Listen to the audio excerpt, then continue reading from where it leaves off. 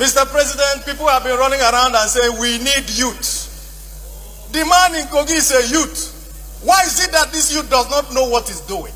And there is so much insecurity in this particular place. That does not give credence to anything that you're saying, hand over this country to youth. Suppose we hand it over to him. What will now happen? We will now have a broken country and a country that is thrown to the dogs. So you can now see that it is not youth, it is the ideas that you have that decide how you act. So, those days when we were in primary school, even though I didn't grow up to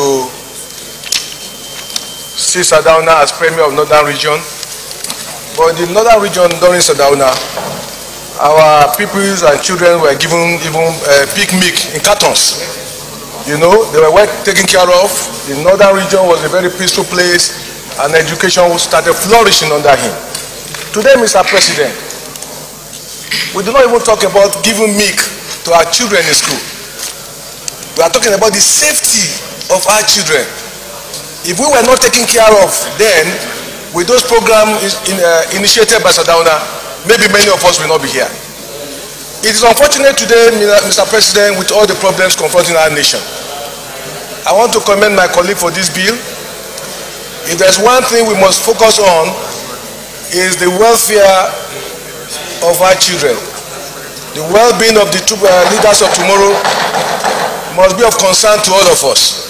If we cannot give them those things that we were given when we were growing up, I think the little we can do for them is to keep them safe. So I want to call on governors to do all that they can. Nigeria is such a large nation that you do not talk about federal government being able to police all these institutions of learning.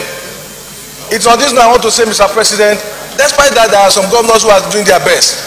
In our state, Mr. President, we are lucky to have a governor who has taken security as a serious priority. We are bordered by 9 states in Kogi State, but we've never had an incident where the unfortunate thing that's happening to some of our neighboring states has happened. Some governors are committed to the well-being of their people. In my state just last week, Mr. President, my governor awarded contract for renovation of schools and providing security services, along with road construction in some states and overhead bridges.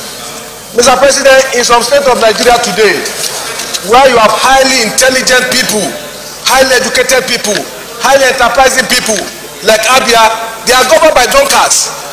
The governor of Abia is a champion drinking man. He has done nothing for his people. Those are not consulted in Abia, Mr. President. Abia people are impoverished more than ever before.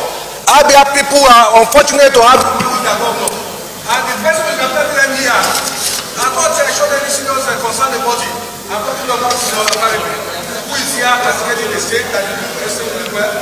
Abia is governed by a man who is a doctor, who is a campaign drinking man. My own governor is enterprising, he's not right. Yaya Bonga Pedro is a man of honor, a man of integrity.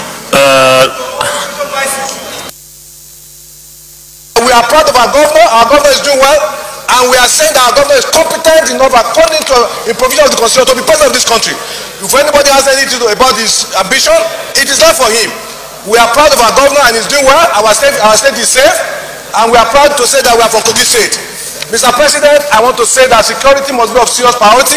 If anybody want to castigate any state, not Kogi State. The Songo Senator Samantha Demi. Senator